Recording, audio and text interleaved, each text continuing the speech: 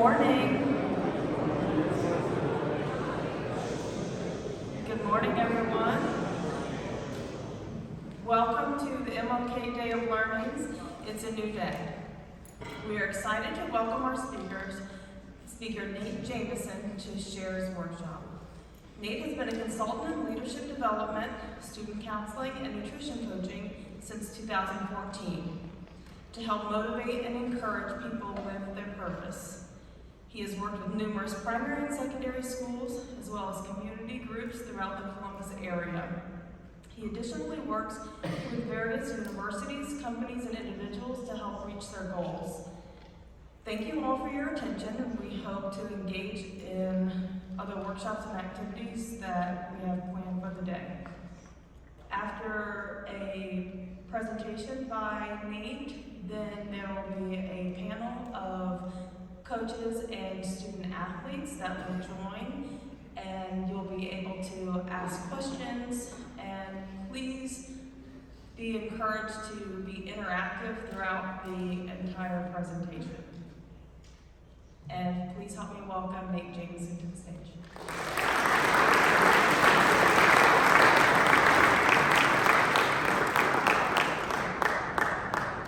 Wow. Can you guys do me another favor and clap it up for Autumn, please?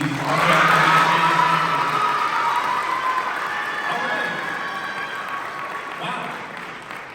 I'm loving the energy in the room. I'm loving what I'm getting back from you all. How's everybody's day going? Is it good? Okay. I'm going to be completely honest with you guys. I was terribly nervous before I got up here. You know, those things kind of happen before you get up and speak or work with different groups.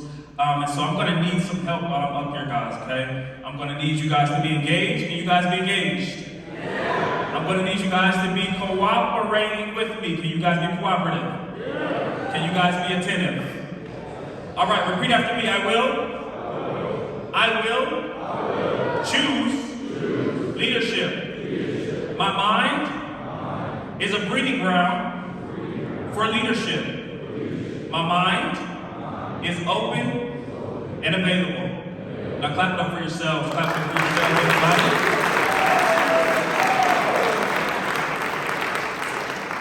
Obviously, we are here in honor of Martin Luther King, Dr. King Day, on this illustrious Monday. I'm sure many of the student athletes, or some of you by show of hands, just tell me if you were like, why do I have to go to this? Was anybody like, I don't really know why I'm here or why I have to go to this morning? You can be honest with me. Raise those hands. I won't be offended. Okay, I understand. And so we're going to go through a list of things. This won't just be me speaking at you. It won't be me speaking through you. It'll be a conversation. I'll need some engagement. I'll need some participation. And I'm believing that you guys will leave here better than you became. Y'all believe that? Do y'all truly believe that? All right. Leadership. Essentially, leadership is influence. And when I'm working with different groups, whether it's high schoolers, middle schoolers, elementary, colleges, churches, whatever the case may be, there's always three main components that I dive into. Identity, someone say identity. Vision, someone say vision. And lastly, say goals.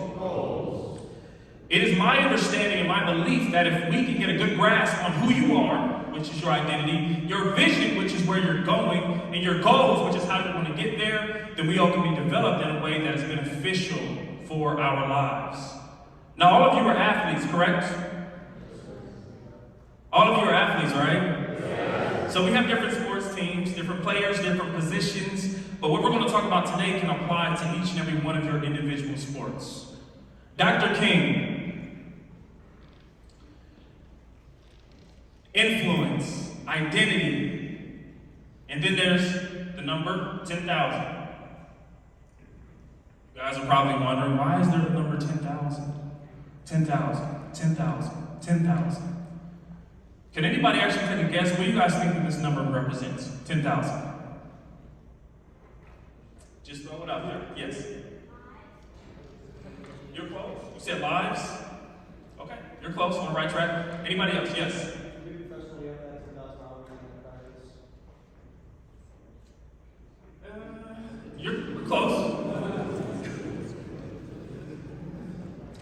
10,000.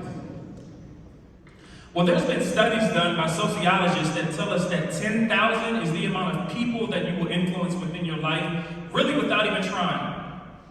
So think about it. Some of you who are the most introverted, quiet, shy individual, you will have influenced 10,000 people within your lifetime. This is just based on human interaction, going to the grocery store, taking your girlfriend out, going to the movies, whatever the case is, 10,000 people. Now, with that number in mind, what I want you guys to do is begin thinking about if I actually apply myself, if I actually apply the ability to influence, the ability to lead, the ability to make a difference in my sport and beyond, what could that number be? Could I multiply by 10? Could I multiply by 5? Could I multiply by 100? And here's the thing. When we're discussing leadership today, leadership looks like different things. Leadership isn't always being up front. It's not always being on the stage. It's not always being in the forefront of whatever you do. Some of you guys are the greatest leaders in this room, and no one knows about you. It's because of what you do behind closed doors that makes the difference. 10,000. Who was Dr. King? Someone give me a brief overview or summary. Who was Dr. King? Yes, sir.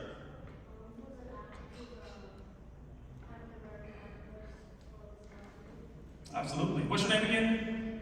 JoJo? Do me a favor, y'all. Clap it up for JoJo. Identity. Remember the first thing I said was identity. What makes you you? Could it be that Dr. King traveled over 6 million miles? Could it be that he led the peaceful march on Washington, D.C.? Could it be that he was the man who was elected the president of the SCLC? Could it be that he was the pastor of Dexter Avenue Baptist Church? Could it be that he was the man who obtained a bachelor's degree in 1948 from Morehouse College? Could it be that he was the man who changed his name from Michael to Martin? Could it be that he attended segregated public schools in Georgia? Is Dr. King the man who graduated from high school at the age of 15? Each of these facts, each of these pieces of information are all pieces of his identity. Obviously, he was well educated. Obviously, he was a leader. Obviously, he was a high achiever, which helped him discover what he had purposed in his heart to do, which was to lead the civil rights movement, to lead peaceful protest. But it starts with identity. Some of us are like chameleons. And everywhere we go, the different environments we get into, the different people we get around, we switch up because we don't have a good grasp on who we are. This isn't a shot at anybody. This isn't me talking down on anybody. But I'm saying if I don't know who I am, then I don't know who I am not. I can turn into anybody. It starts with identity. Identity. Everybody repeat after me. Say identity. Say who I am. Say who I am. Identity. Teams and yourself. And I'm going to ask the coaches and some of the players, do your teams have an identity? Do you have a good identity? Do you know who you are supposed to be on your specific team? By a show of hands, say yes if you believe so. And we can be honest in here. Okay, just the coaches and the coaching staff. If you believe your team has an identity of who you are as a team, raise your hand. Coaches are like, yes.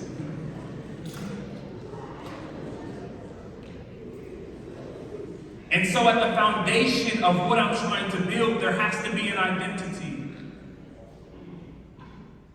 There has to be an identity. Are we defensive-minded? Are we an offensive-minded team? Are we top-heavy? Are we bottom-heavy? What is our identity? Because if I identify who I am, what makes us who we are, then I can build upon those things.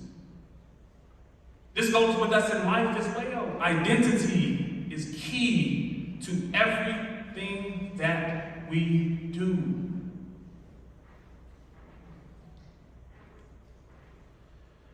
This is a quote by who? What's the name up there? I gave myself a quote, y'all.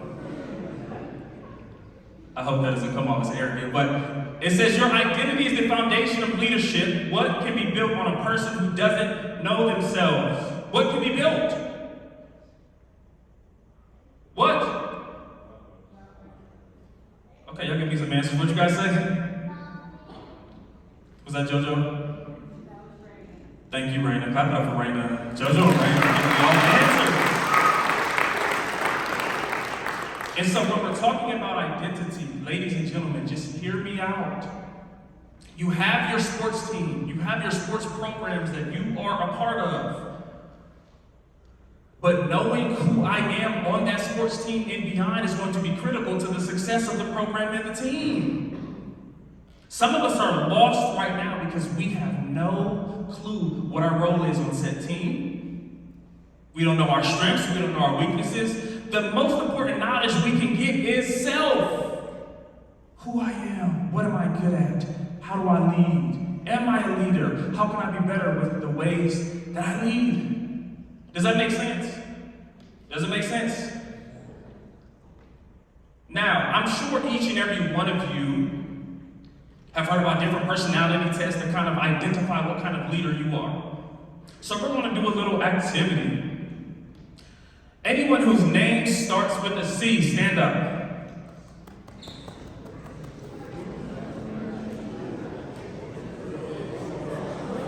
Oh boy. Please come up to the stage if your name starts with a C. Come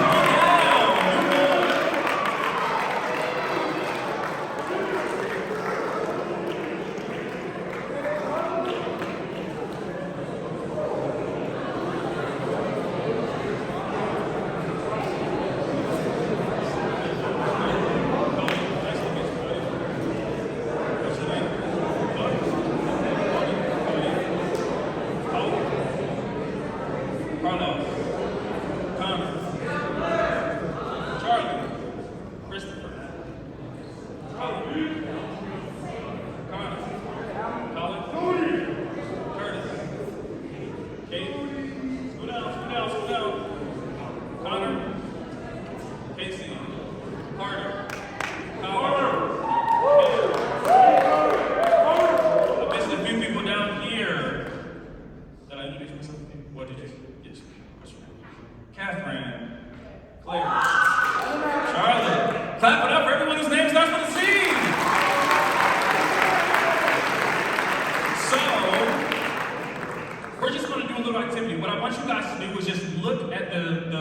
Projector behind you, look at the different types of general leadership styles, and try to find what fits your personality the best. Obviously, this is very simple. It doesn't go into too much details, but very quickly, if you could, just find what you think applies to you, and you're going to say it to the mic, speak it to the people, let them know what you feel leadership style matches your personality. Ladies first, okay? Or do you need more time? Charlotte. All right, Charlotte's up first. Democratic. And explain why. Why do you think that? I just kind of grown up trying to make sure that I'm including everyone, so I want to make sure I have everyone's thoughts and opinion before I go forward with anything. And by the way, I love to clap. You guys are probably going to clap.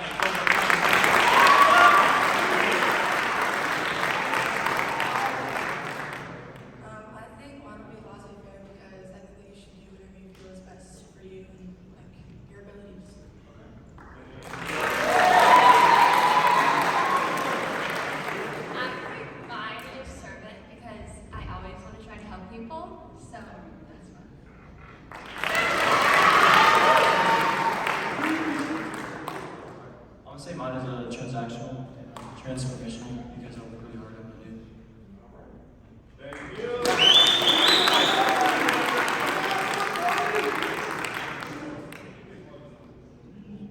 I would say mine probably fits best under Democratic. Most of the questions I ask my guys are self-answering questions, so probably fit more under that. All right. I would say mine's more transactional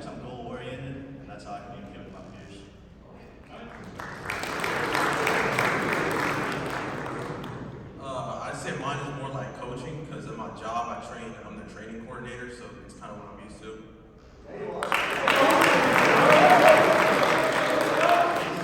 Because I like to put other before I do myself. I would say I'm transactional because I like to push myself to be the best person.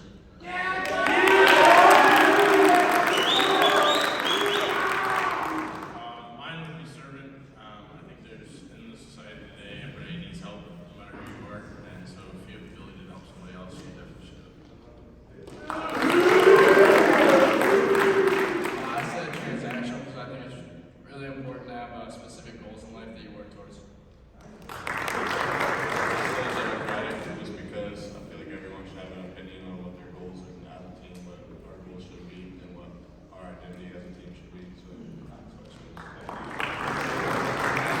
I'd say transformational because you have to be good at being comfortable in uncomfortable situations.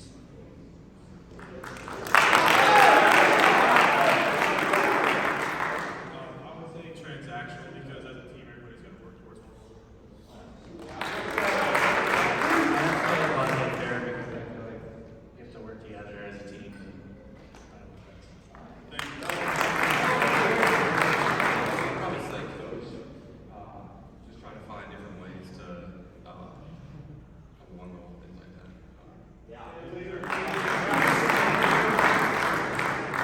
I'd say transformational. You got to be open to trying new things. I would say fair because I'm trying to do my best at what's best.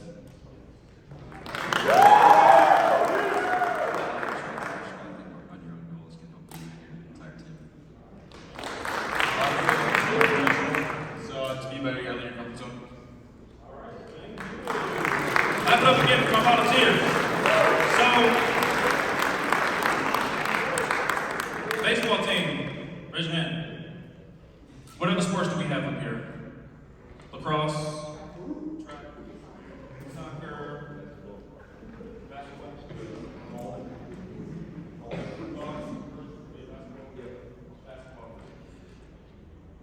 So, we have each of our different leadership styles, and I'm very thankful that each of them were able to identify what they feel is best for them. But I want you guys to keep in mind how a lot of these guys and some of the ladies are on the same team. And so imagine your team collectively, all of the different types of leadership styles that match your personality. All of these different pieces that are like a puzzle that have to somehow come together for a common goal for you all to be successful. We had a wide range up here, almost all of the different personality types when it comes to leadership. And so it's not to say that each and every one of you on your teams don't necessarily have a trait of leadership. It's just finding out what exactly it is. What matches your personality. And that starts with what? What's the I word? What's the I word? Knowing thyself. Knowing who you are so that you can come together collectively for a greater purpose. Does that make sense? Does that make sense? I keep asking y'all the same question twice if you haven't noticed. That's what I do. Clap it up again for my volunteers. We're all going to Thank you.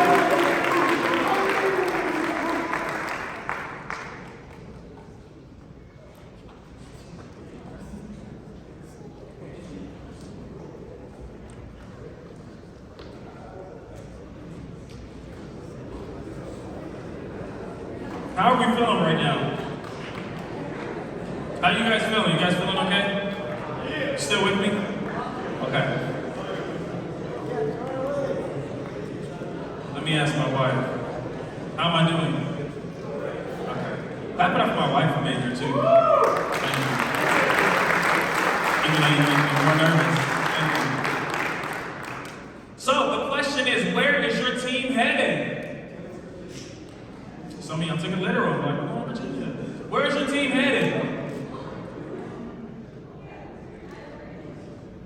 The vision, the future, identity, vision and goals. Identity is who I am. Vision is where I'm going. Goals is how I'm going to get there. Does my team have a vision? As a coach, Am I instilling a vision into my team that they want to buy into?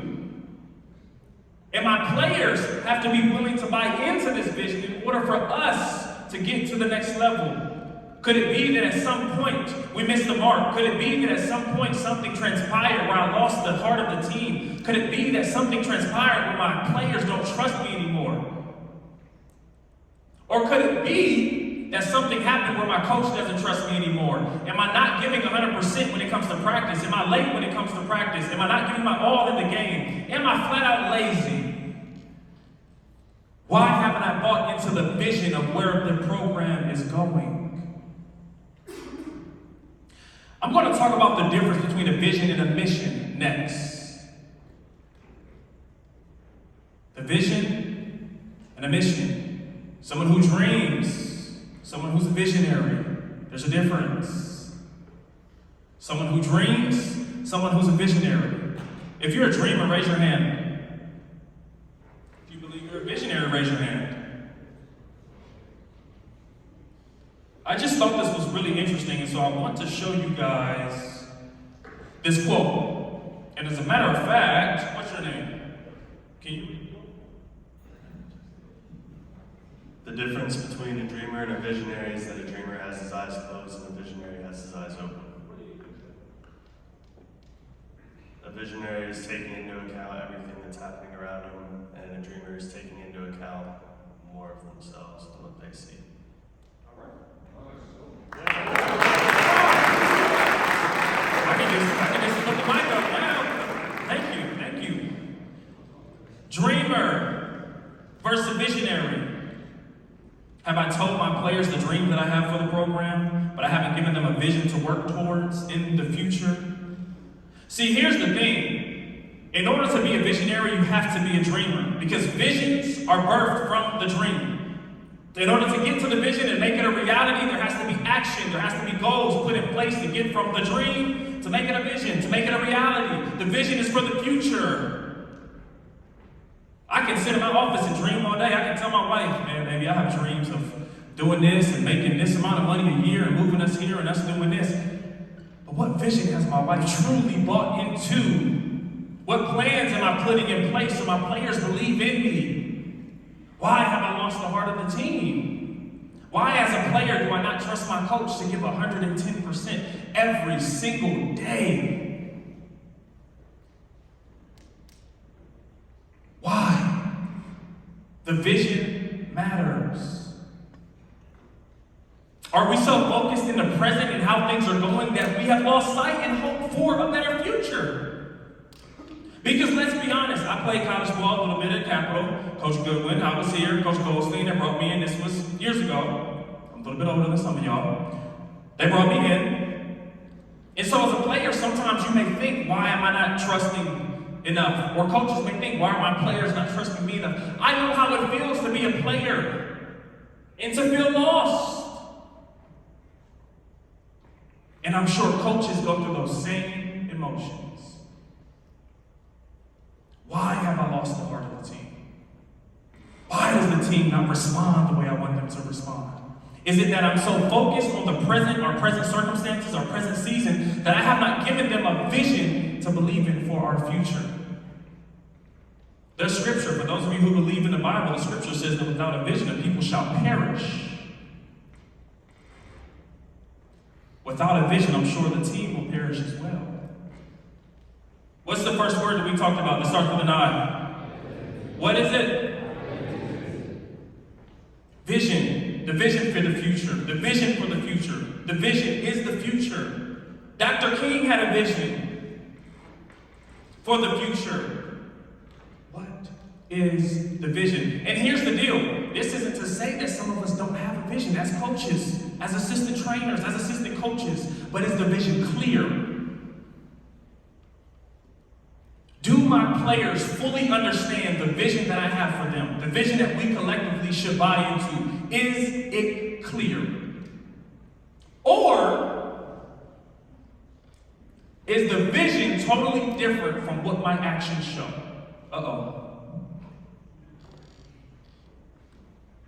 Or is the vision totally different from what my actions show?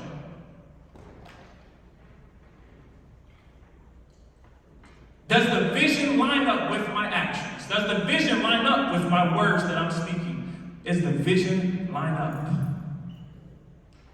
Because that's the number one way to lose trust with someone. When your words don't line up with what? Your actions. Are you guys still with me? Y'all sure? Do me a favor, stand up real quick. Stand up, just stand up. Lift your right arm up. Your right. Some of y'all like. Your right arm up. Lift it. Take it down. Take it down. Put your left arm up. Put it down. If you can, just spin around, just spin around, spin around, spin around, spin around. I just wanted to loosen you guys up a little bit. Take a seat. Take a seat.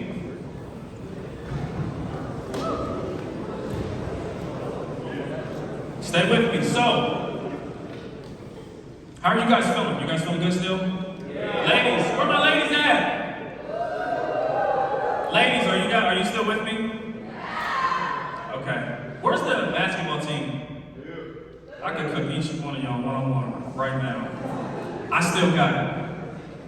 Basketball players, stand up. Can y'all just rep your team real quick? Can you guys just turn up for the basketball program?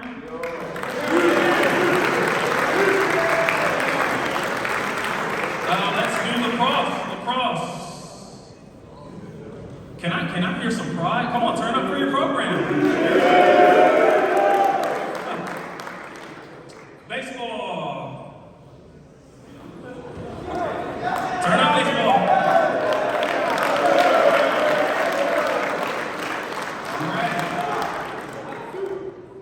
We have, where's the women's soccer program? Women's soccer, turn up, ladies. Do we have women's volleyball? Okay, turn up, ladies. Women's softball. There we go.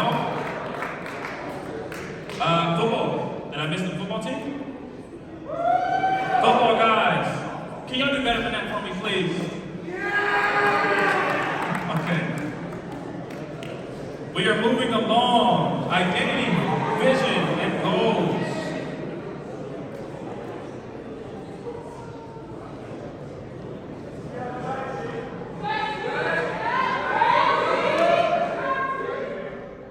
What did you say? Oh, where's the track team at? Turn up, track team! I'm sorry about that. That was not on purpose. I am just forgetting all the programs. Forgive me. Men's soccer, where are you at? Okay, men's soccer. Which team is having the best success right now? I'm not. Just asking. Okay, let me ask this next question delicately. Which team needs the most improvement? I don't like without a shadow of a doubt. Football! All right. So the first word we talked about was what? The I word was what? Identity. The V word was what? I think this quote is so powerful, and it reads, nothing can resist the human will that will stake even its existence on its stated purpose. Now, of course, this may be a bit hyperbolic when we're applying it to you guys' commitment to your programs and beyond, to what you're doing on the field, on the court, in the field of play, and beyond. But imagine having this level of commitment from your players, from your coaches, from the parents, from the students, from whomever with your program, that you're willing to buy into the purpose, you're willing to buy into the vision, you're willing to buy in, that you would literally put your existence on the line because you believe in it that much. You would literally put your existence on the line because you believe in it that much. It's almost an obsessiveness. That I believe in my sports team. I believe in the program. I believe in what we're doing. I believe in the coaches. I believe in the culture that's established. But watch this. If there is no culture established, then it's hard for people to believe and buy into those things. If there's no culture established. And so those who are the deciders, those who are the contributors to the actual culture, I guess this is a question that we can ask ourselves. What kind of culture am I establishing for the people who are participants, for my players, for the staff members? What culture have I created? What culture have I cultivated? That makes the players want to stay an hour and a half longer after practice. That makes the players want to come in at 6 o'clock in the morning and lift, and then come back again at 7 o'clock in the evening and get another lift in. What culture have I created that makes the players want to buy in? Goals is the last thing that we're going to speak upon. Goals is probably the most important thing in my life right now. Goals drive Nate. I'm very goal-oriented. Literally have notebooks upon notebooks upon notebooks of goals, things that I would like to accomplish. Now, here's the thing. Everybody say goals. Goals. Ladies, say goals. Goals. Okay, gentlemen, say goals. Goals. When we are talking about goals, the goals must be aligned with the purpose, must be aligned with our vision for the future. Because here's the thing, a lot of us can set goals, but that doesn't necessarily mean that they're in the right areas. That doesn't necessarily mean that it's on what it's supposed to be on to get us to the next level, to increase productivity, to increase player performance. We have to set goals. Let me get one representative from each team really quickly. One rep from each team, come up here. Anybody, come on.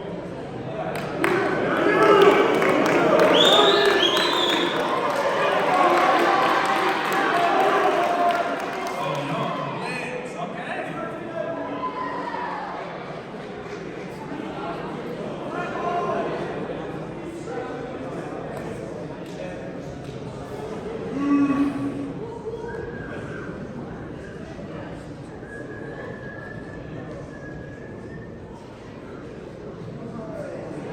Scoot out. You guys can scoot out a little bit. Thank you guys for coming up here. What I want you guys to do, very boldly, very honestly, give me one goal that you believe your program, your sports team needs to set to get to the next level. One goal. And tell us how to work towards the goal. One goal, tell us how to work towards it. So for volleyball, I think we need to have a winning record. We haven't had that in a couple of years, and to do that, our whole team has to buy into the goal that we want to set and put in the work and have the discipline to do that.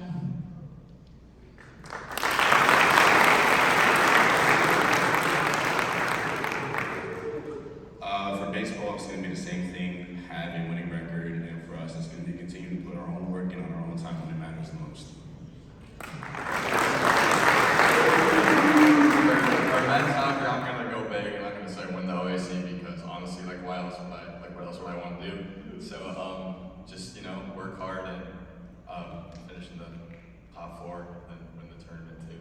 Sorry, that was a really bad answer. I'm really nervous right now.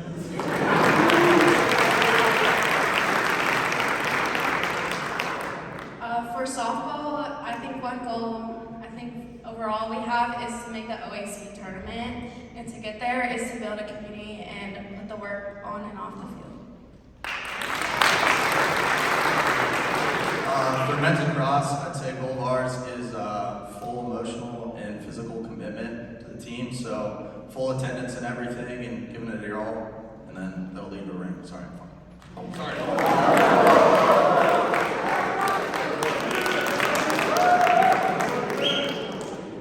I'm from women's tennis, and I really think we need to build on team community, and one way we can do that is do at least one thing a week together as a team to help build that.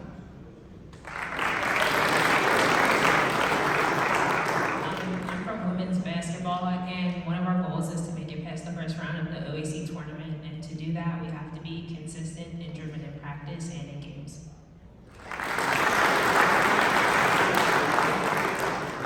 I'm representing the track team, team. And while we do have OSC goals, I'd say a bigger goal is to get a team to nationals. And for that, I think that all of us just gotta lock in and just remember that while OACs is in the beginning of May, we are still training for a longer process, and to just put our all into that process.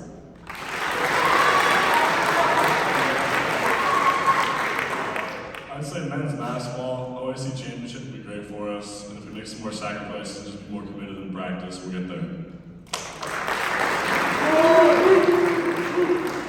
I'm part of the men's football team, and I say our goal would be to improve team chemistry.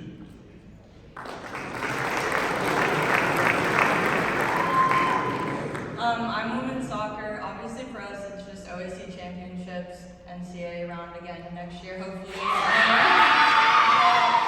that, we really just have to focus on like our chemistry together and just be super driven.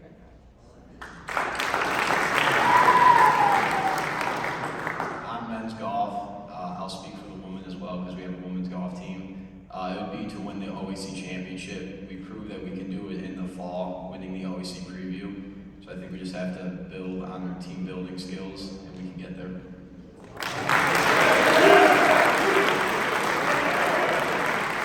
Thank you so much to my volunteers. Give them another hand clap, please.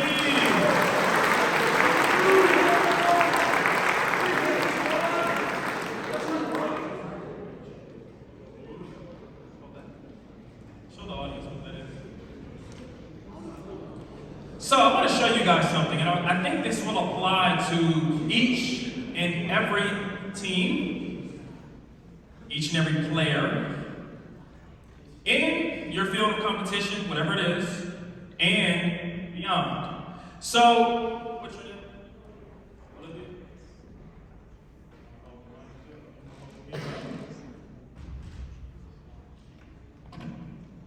What I want each of these people to do is tell me,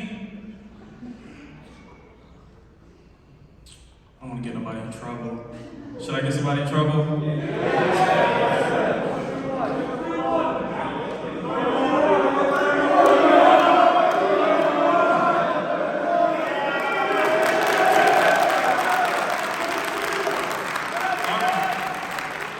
I'm loving the energy. This is what we're going to do.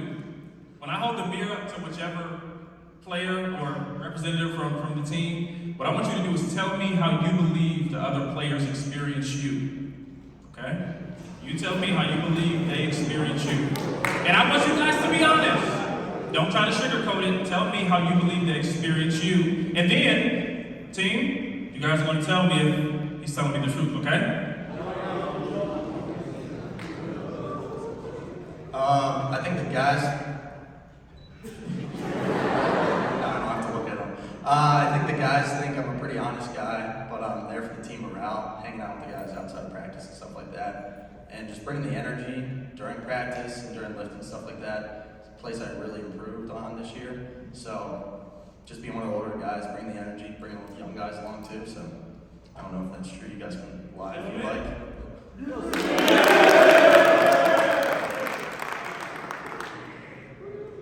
Who wants to go? Who else? Who wants to go?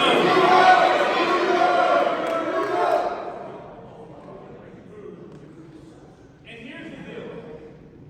This exercise, we're having fun with it, but this could be done probably in a more intimate setting to where people can open up, and this could be done with coaches as well, to where you can start a conversation. Because here's the deal. This is what I want you guys to realize.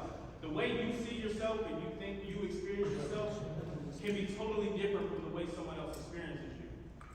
For example, if I do something to my wife and I think that I did it in a nice way or said it in a nice way, but she didn't experience it that way, the way she experiences it matters.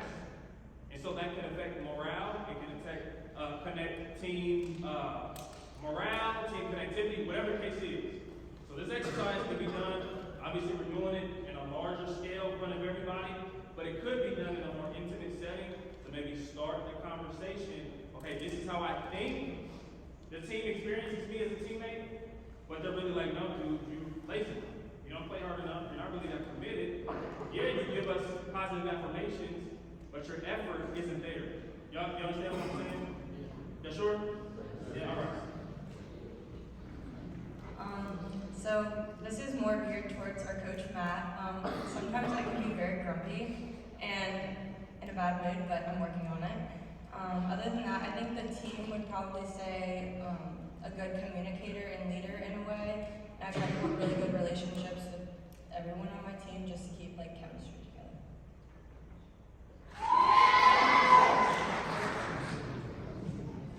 I want somebody juicy. I'm just Alright, so I would say that my team definitely describes me as just like easygoing, friendly guy that tries to involve everybody and just have a good time because, just my last couple years of soccer, so just trying to have a good time and just have, that's it.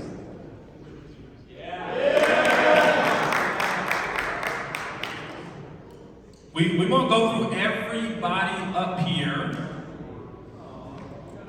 Or should we? Alright. Peer pressure, okay. Who should we go with next? How do you think the team, players, coaching staff, whatever the case is, experiences you? So the best way I can put it is I would hope they see me as one of the leaders of the team. Definitely a very friendly and easygoing guy. I try to get along with everybody as best I can and try to help everyone as best I can through a lot of experience and going through it myself as I have in the past.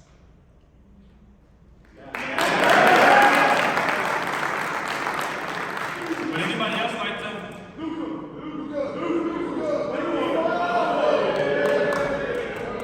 All right. They're always laughing and smiling. That's all I got. A little more. I like to bring the energy. I think they might think that too. Come on, just do something. Is he telling the truth? Yeah.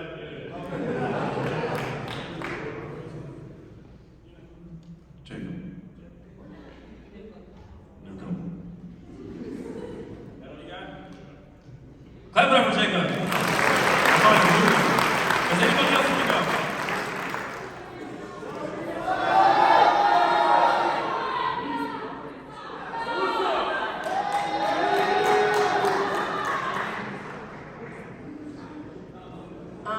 I would say that I'm always cracking jokes, but I would think that I'm always the person that wants to push and motivate everybody else to be the best that they can with like the right practice that we're doing.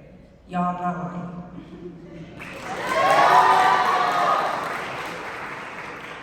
Do we have anybody else?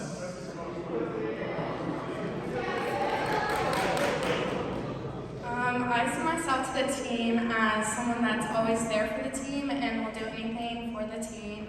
I'm very easygoing and caring and respectful to all my teammates.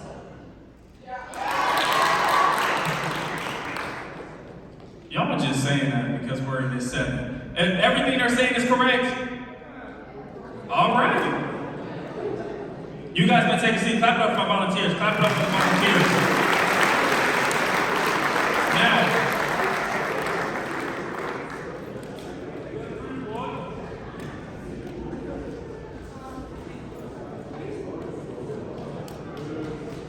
okay.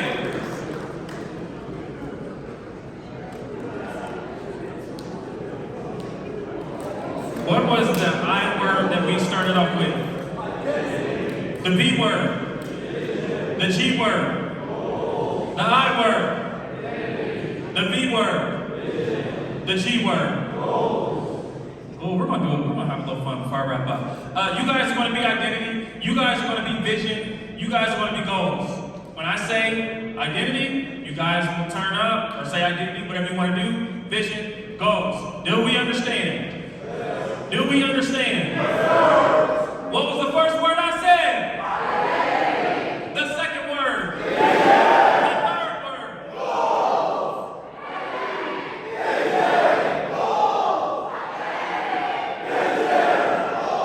All right, clap it up for yourselves. Now, I truly, truly, truly believe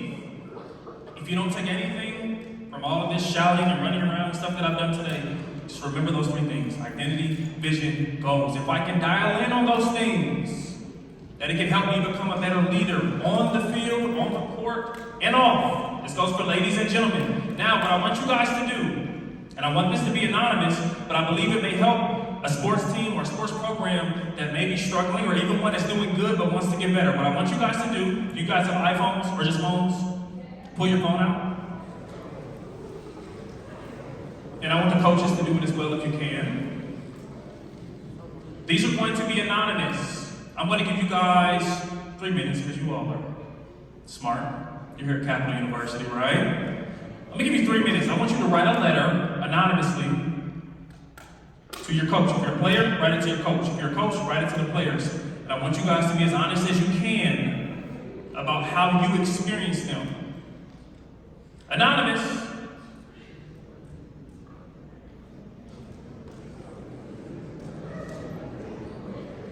But I don't want you guys to get in trouble now. Keep it.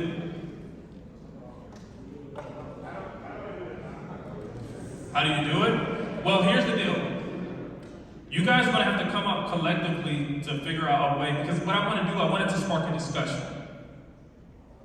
I want what's written in to spark a discussion so that you can either discuss it with everyone collectively and figure out, okay, this is what the players are saying, so maybe these are some things we can work on. Or as players, these are some things that the coaches are saying, okay, let's work and build on this. You guys want to have to figure out how to do it anonymously. But I believe writing the letter could be therapeutic and a way to spark the conversation. Sometimes we're scared to have the conversation because we're scared how people are going to react, which is why I said anonymously. Don't attach your name to it. Don't be offensive. But what I want to give you guys is a voice. A desire to be better. I'll give you guys 2 or 3 minutes. And then I guess the head of each department or each team can figure out a way to somehow do it and read those and go over those anonymously. Can y'all not just stare at me? They're just looking at me. 2 more minutes. Was that rude? I'm sorry.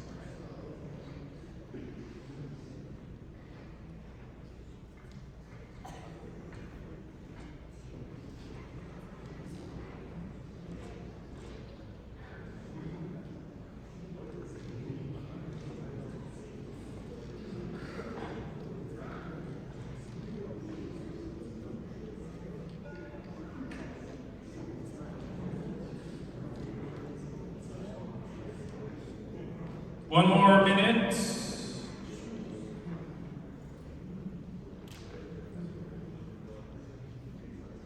And then we will be wrapping up.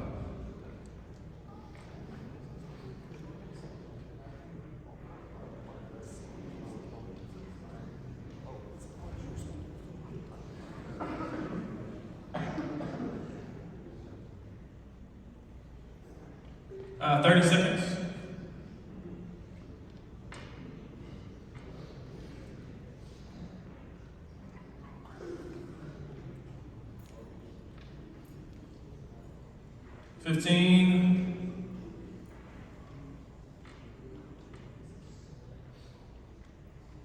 And then when you're done, I want you guys to stand up and lock arms with the person next to you.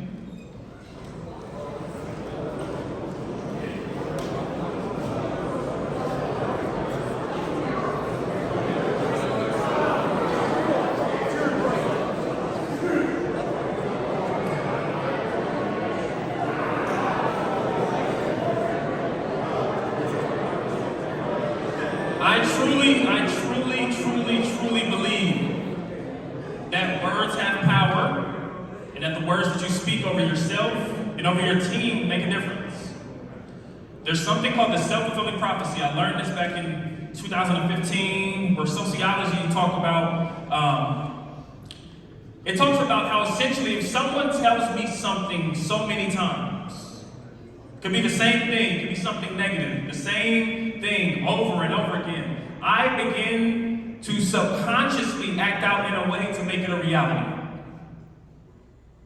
This can go both good and bad. It's called the self-fulfilling prophecy. So I believe the last thing I'm going to do is just speak some life over you all and hopefully it can be manifested. So when I say something, I want you guys to repeat it. We're going to say it confidently. Your arms are locked with your brother and your sister next to you, and then I'll be done. Can we do that? Can we do that? My team has purpose. My team has a vision. We will set goals on the court, off the court, on the field, off the field. I decide to commit to being the best for my brothers, for my sisters, for my coaches, but most importantly, for myself. Now clap it up for yourselves, everybody.